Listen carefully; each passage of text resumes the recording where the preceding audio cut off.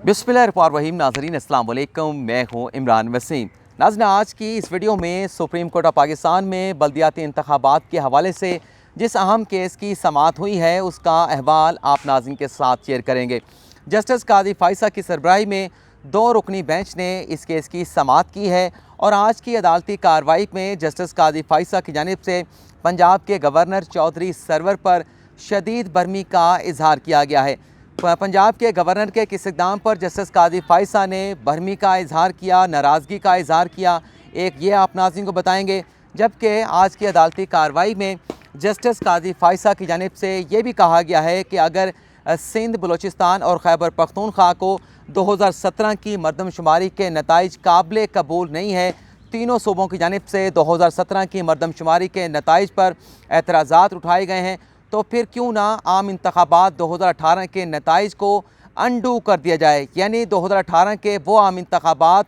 जिसके नतीजे में वज़ीर आज़म इमरान ख़ान ने वफाक में, पंजाब में, खैबर पख्तूनख्वा में हुकूमतें बनाई, बलूचिस्तान में वज़ीर आज़म इमरान ख़ान ने इत्तेहादी हुकूमत कायम की और 2018 के इंतखाबी के नताइज के नतीजे में पाकिस्तान पीपल्स पार्टी सिंध में इक़्तिदार में आई। तो इन 2018 के नताइज को, इंतखाबात के नताइज को जस्टिस कादी फ़ाइसा की जानिब से अनडू करने की बात की गई है। आज की अदालती कार्रवाई में additional attorney general Aamir Rahman और पंजाब के एडिशनल एडवोकेट जनरल की जानिब से जस्टिस कादी फ़ाइसा को बेंच में बैठने पर किसी किस्म का एतराज़ नहीं उठाया गया। आज जब अदालती कार्रवाई का आगाज़ हुआ तो additional attorney general Aamir Rahman की जानिब से अदालत को ये बताया गया कि अटॉर्नी जनरल जो है वो कोरोना वायरस में मुब्तला हैं, वो अदालत में पेश नहीं हो सकते, लेकिन मुश्तरका मफादात कौंसल के हवाले से रिपोर्ट जो है वो अदालत में जमा करा दी गई है। अदालत को आमिर रहमान की जानिब से ये बताया गया कि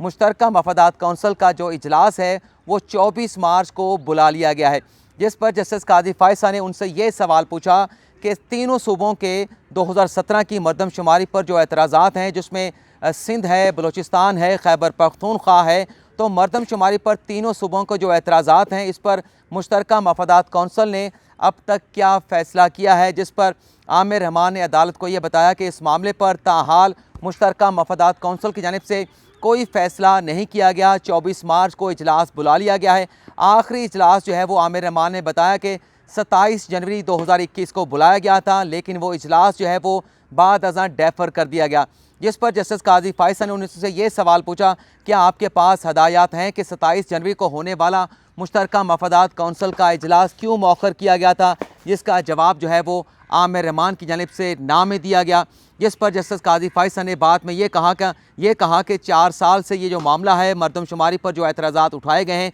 4 साल से ये मामला मुश्तरका मफादात कौंसल की टेबल पर पड़ा है, लेकिन मुश्तरका मफादात कौंसल की जानिब से इस मामले के ऊपर कोई फ़ैसला नहीं किया जा रहा। आया कि मुश्तरका मफादात कौंसल के पास अहलियत नहीं है कि इस मामले पर कोई फ़ैसला कर सके। और इसके बाद जो है वो जो इलेक्शन कमीशन के वकील है उनकी जानिब से अदालत को यह बताया गया कि हम पंजाब में बल्दियाती इंतखाबात कराने के लिए तैयार हैं। इलेक्शन कमीशन की जानिब से इंतज़ामात किए जा रहे थे, कोशिशें की जा रही थी, लेकिन 4 फरवरी को इस मुकदमे की जो आखिरी समाअत हुई, उस समाअत से एक रोज़ पहले जो है वो पंजाब हुकूमत की जानिब से, पंजाब के गवर्नर की जानिब से एक ऑर्डीनेंस जारी किया गया और इस ऑर्डीनेंस के नतीजे में इलेक्शन कमीशन पंजाब में बल्दियाती इंतखाबात के हवाले से जो इंतज़ामात कर रहा था, जो कोशिशें इलेक्शन कमीशन से की जा रही थी, वो तमाम की तमाम कोशिशें और इंतज़ामात जो हैं वो गवर्नर की जानिब से ऑर्डीनेंस के इजरा के बाद जो है वो रिडंडेंट हो चुकी है। जिस पर जस्टिस कादी फ़ाइसा ने पंजाब के एडिशनल एडवोकेट जनरल से ये सवाल पूछा कि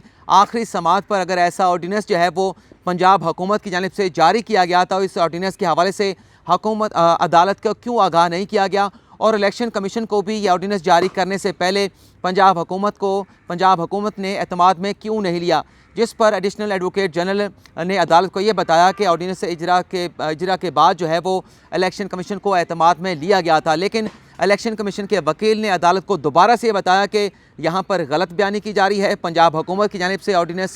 के इजरा से पहले किसी की तरह से भी जो है इलेक्शन कमीशन को एतमाद में नहीं लिया गया। हम अपनी तैयारियां कर रहे थे, पंजाब में बल्दियाती इंतखाबात कराने के इंतज़ामात कर रहे थे, लेकिन पंजाब हुकूमत ने यह ऑर्डीनेंस जारी करके हमारी तमाम कोशिशों पर जो है वो पानी फेर दिया है, जिस पर जस्टिस कादी फ़ाइज़ साहब ने शदीद बरहमी का इजहार किया कि ये आपने इलेक्शन कमीशन को भी लाइलम रखा और अदालत को भी इस हवाले से नहीं बताया गया। तो ये जो ऑर्डीनेंस है ये सुप्रीम कोर्ट के अहकामात पर भी हमला है, जो रियासती इदारे हैं उन पर भी हमला है, इलेक्शन कमीशन पर भी एक अटैम्प्ट की गई है और इसके साथ साथ जो अवाम है पंजाब के उन पर भी जो है एक अटैक जो है वो ऑर्डीनेंस जारी करके पंजाब हुकूमत की जानिब से किया गया है। और ये ऑर्डीनेंस जारी करते हुए पंजाब हुकूमत की जानिब से तमाम स्टेक होल्डर को जो है वो अंधेरे में रखा गया। जस्टिस कादी फ़ाइज़ साहब ने मज़ीद उनसे ये सवाल पूछा, बल्कि एडिशनल एडवोकेट जनरल पंजाब से पूछा कि जब ये ऑर्डीनेंस पंजाब हुकूमत की जानिब से जारी किया गया, आप ये बता दें कि आपको आखिरी समात पर 4 फरवरी को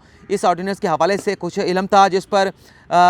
एडिशनल एडवोकेट जनरल ने ये बताया कि आखिरी समात पर जब मैं अदालत में पेश हुआ था तो मुझे भी इस ऑर्डीनेंस के हवाले से कोई इल्म नहीं था, लेकिन बाद में इलेक्शन कमीशन को इस हवाले से मुकम्मल जो तफसीलात फराहम कर दी गई थी और अगर किसी जगह गलती हुई है तो ये कोई इरादी गलती नहीं थी बल्कि गैर इरादी तौर पर यह गलती हो सकती है। जिस पर जस्टिस कादी फ़ाइज़ ने कहा कि हमने इस मुकदमे की समात के दौरान जो ऑर्डीनेंस जारी किया गया है उसके मेरिट का जायज़ा नहीं लेना, हमने ये नहीं देखना कि जो ऑर्डीनेंस जारी किया गया है उसके मेरिट्स क्या हैं, हम सिर्फ कंडक्ट के ऊपर बात कर रहे हैं कि पंजाब हुकूमत का कंडक्ट क्या है। और जिस तरह से इस ऑर्डीनेंस को छुपाया गया है, सामने नहीं लाया गया, इसमें सिक्रेसी रखी गई है, तो क्या पंजाब हुकूमत को अपने ऑर्डीनेंस के ऊपर किसी किस्म के शकूक व शुबहात थे कि अगर ये ऑर्डीनेंस बाहर आएगा तो इसके ऊपर एतराज़ात उठाए जाएंगे। जस्टिस कादी फ़ाइज़ ने कहा कि 2013 की जो बल्दियाती हुकूमतें थीं, जो बल्दियाती कानून था उसे 2019 में पंजाब हुकूमत ने ख़त्म कर दिया। उसके बाद एक नया कानून जो है वो 2019 में पंजाब की हुकूमत की जानिब से बनाया गया।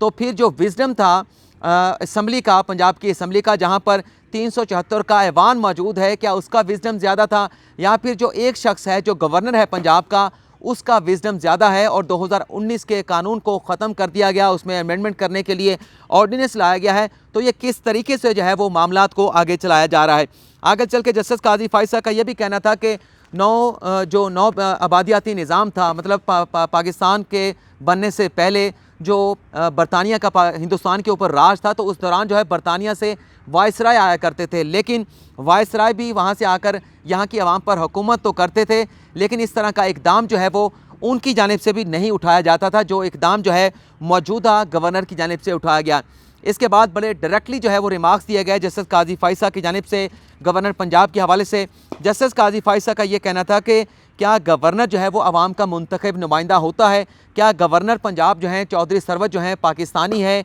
उनके पास ड्यूल नेशनैलिटी है? क्या उनकी जो बर्थ है वो पाकिस्तान की है? जिस पर एडिशनल एडवोकेट जनरल पंजाब ने यह बताया कि गवर्नर पंजाब जो है वो पाकिस्तान में पैदा हुए थे, बाद अदा वो बरतानिया चले गए थे और बरतानिया से उन्होंने वापस आए हैं, अपनी जो शहरियत है उसको तर्क किया है और उसके बाद उन्होंने गवर्नर पंजाब के तौर पर अपनी ज़िम्मेदारियों को संभाला है। और मखसूस हालात में एडिशनल एडवोकेट जनरल पंजाब ने बताया कि मखसूस हालात में ये ऑर्डीनेंस जो है वो गवर्नर पंजाब की जानिब से जारी किया गया, जिस पर जस्टिस कादी फ़ाइज़ ने उनसे ये सवाल पूछा कि ऐसे क्या जो है वो जंगी हालात पैदा हो गए थे कि ये पंजाब हुकूमत को ऑर्डीनेंस जारी करने की ज़रूरत महसूस हुई? क्या गवर्नर पंजाब को बाहर से इम्पोर्ट किया गया है? क्या जमहूरियत को डिमोलिश करने के लिए जो है गवर्नर पंजाब को लाया गया है? इसके आगे जस्टिस कादी फ़ाइज़ का ये भी कहना था कि इलेक्शन कमीशन बल्दियाती इंतखाबात के हवाले से अपने इंतज़ामात कर रहा था, लेकिन ये जो ऑर्डीनेंस जारी किया गया है उस ऑर्डीनेंस ने इलेक्शन कमीशन की जो कोशिशें थी उन तमाम कोशिशों को रिडंडेंट कर दिया है। जस्टिस कादी फ़ाइज़ ने यह भी कहा कि जो गवर्नर होता है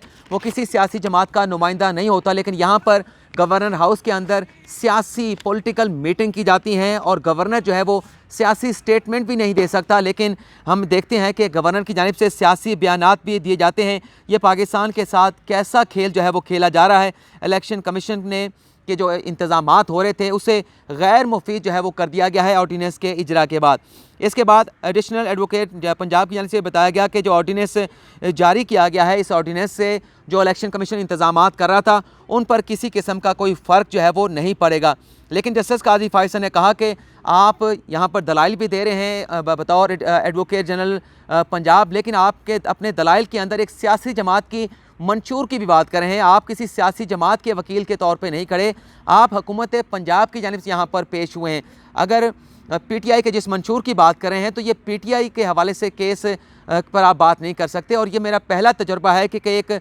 सरकारी वकील जो है किसी सियासी जमात के मैनिफेस्टो की बात कर रहा है, लेकिन यहाँ पर तो अगर किसी की हुकूमत होती है तो किसी हुकूमत का जो मैनिफेस्टो होता है, जो सियासी मंशूर होता है, वो सिर्फ आईने पाकिस्तान उसका मंशूर हो सकता है। इससे हटकर किसी भी हुकूमत का, चाहे वो सूबाई हुकूमत हो, चाहे वो वफाकी हुकूमत हो, उसका कोई दूसरा मंशूर नहीं होता। इसके अलावा भी बड़े सख्त रिमार्क्स दिए गए, तलख रिमार्क्स दिए गए नाजरीन, वो भी आप नाज़रीन के साथ शेयर कर लेते हैं। हाँ, आगे चल के जस्टिस काजी फायज़ ने भी कहा कि क्या हो जाएगा अगर बल्दियाती इंतखाबात हो जाए, लेकिन लगता ये है कि हुकूमत पंजाब जो है वो बल्दियाती इंतखाबात नहीं कराना चाहती। और अगर मरदमशुमारी के नताइज पर इतनी एतराज़ात हैं तो फिर ऑर्डीनेंस दरअसल जो है वो पाकिस्तान की आवाम पर हमला है। और पाकिस्तान जो है दुनिया में आबादी के लिहाज से सबसे बड़ा मुस्लिम मुल्क है। और अगर मरदमशुमारी पर इतने एतराज़ात हैं तो फिर क्यों ना 2018 के आम इंतखाबात के नताइज को ख़त्म कर देते हैं। जो इलेक्शन सूट करता है उसे तो एक्सेप्ट कर लिया जाता है, लेकिन जो इलेक्शन सूट नहीं करता उसे कबूल नहीं किया जाता, उन हुकूमतों को ख़त्म कर दिया जाता है, डिज़ोल्व कर लिया जाता है। आज की अदालती कार्रवाई में जो ऑर्डर जारी किया गया है उसमें यह कहा गया है कि हैरान कुन है, अदालत ये लिख रही है कि हैरान कुन बात है कि मुश्तरका मफादात कौंसिल ने 2017 से मरदमशुमारी के मामले पर किसी किस्म का कोई फ़ैसला नहीं किया। आया कि इस मामले को मंजूर करना है या इसकी नामंजूरी देनी है, ताहाल कोई फ़ैसला नहीं किया गया। मुश्तरका मफादात कौंसिल एक आइनी बॉडी है। मरदमशुमारी का मामला 4 साल से मुश्तरका मफादात कौंसिल के पास पड़ा है। मुश्तरका मफादात कौंसिल मरदमशुमारी के मामले पर ज़रूरी इक़दामात उठाए, कौंसिल इजलास में मरदमशुमारी के मामले को तरजीह दी जाए। ये तो मुश्तरका मफादात कौंसिल के हवाले से ऑर्डर आ गया। आगे चल के अदालत के हुक्म में यह कहा गया है कि जिस अंदाज में ऑर्डीनेंस जारी हो रहे हैं, खामोश नहीं बैठ सकते। आइन पर अमल और अवाम की मर्ज़ी तस्लीम ना करके आधा मुल्क गवाह बैठे हैं। यहाँ पर बांग्लादेश जो कि मशरक़ी पाकिस्तान होता था, पाकिस्तान से अलग हो गया, उस हवाले से बात की गई है। और आगे चल के जस्टिस काजी फायज़ ने बल्दियाती इंतखाबात के हवाले से और पंजाब हुकूमत की तहलील के हवाले से जो मामला है वो चीफ जस्टिस ऑफ पाकिस्तान को भिजवा दिया है। यानी किसी वकील की जानिब से, सरकारी वकील की जानिब से जस्टिस काजी फायज़ पर एतराज़ नहीं उठाया गया, लेकिन जस्टिस काजी फायज़ ने खुद से यह मामला एक नया 3 रुकनी बेंच तश्कील देने के लिए जस्टिस काजी फायज़ को, चीफ जस्टिस ऑफ पाकिस्तान को भिजवा दिया है। और अदालती फैसले में यह भी कहा गया है कि रजिस्ट्रार ऑफिस का इंतखाबात से मुतल्लिक़ मुकदमात जल्द समाअत के लिए मुकर्रर करे और अहम नौइयत के मुकदमात जल्द निपटाने से अदलिया की साख जो है वो बेहतर होगी। और अगर इन मुकदमात को जल्द ना निपटाया जाए तो फिर अदलिया की साख जो है वो ख़राब हो सकती है। जाते जाते मरियम नवाज़ के हवाले से, शहबाज गिल के हवाले से थोड़ी सी बात करना चाहूँगा। आज जो लाहौर हाई कोर्ट में शहबाज गिल के साथ हुआ, उन्हें अंडे मारे गए, उन पर स्याही फेंकी गई, इस इक़दाम की जितनी मज़म्मत की जाए इंतहाई कम है। उससे पहले जब 3 मार्च को डी चौक पर पार्लियामेंट हाउस के सामने जो मुसम्मिक नवाज़ के रहनुमाओं के साथ हुआ था उसकी भी मैंने शदीद अल्फाज में मज़म्मत की थी। कुछ नाज़रीन की जानिब से मुझे तनकीद का निशाना बनाया गया, लेकिन नाज़रीन उसके बाद जो मरियम नवाज़ ने स्टेटमेंट दिया था कि ये जो हमला किया गया है पीटीआई के कारकुनान की जानिब से मुसम्मिक नवाज़ के रहनुमाओं पर, ये एक कर्ज़ है और इस कर्ज़ को चुकाया जाएगा। और लगता यह है कि आज जो शहबाज गिल के साथ हुआ है उसमें मुबैना तौर पर पंजाब के लाहौर के जो गुल्लू भट्ट हैं वो मुलव्वस हैं। और गुल्लू भट्टों का ताल्लुक़ किस जमात के साथ है या आप नाज़रीन मुझसे बेहतर जानते हैं। तो आज से लगता यह है कि मुल्क में